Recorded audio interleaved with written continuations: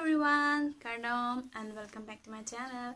And in today's video we are going to learn formal Korean expression. So before starting the video, I would like to tell you some important points about learning Korean.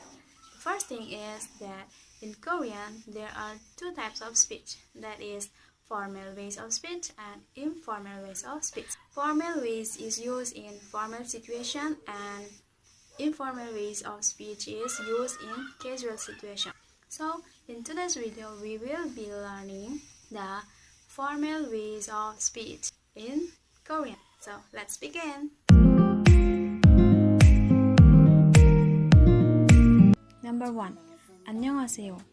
Annyeonghaseyo is a formal greeting expression like hello in English, and if you are in K-dramas or K-pop lovers, then you might have already knew it. So annyeonghaseyo means hello in Korean. Number 2. kamsa합니다.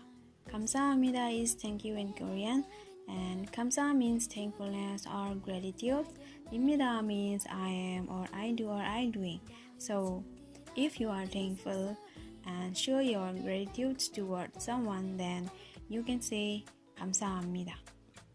감사합니다. Number 3. 죄송합니다. 죄송합니다 is I'm sorry in Korean, and 죄송 means apology or being sorry. And if you make mistake and you want to say sorry to someone, then you can use 죄송합니다. Number 4. annyeonghaseyo or annyeonghaseyo.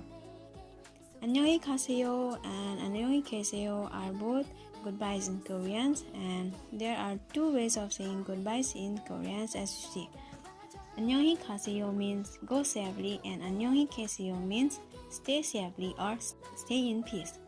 So when you are staying and the other person is leaving, then you have to say annyeonghaseyo means to go in peace or go safely, and the other person will say annyeonghaseyo, which means to stay in peace or stay safely.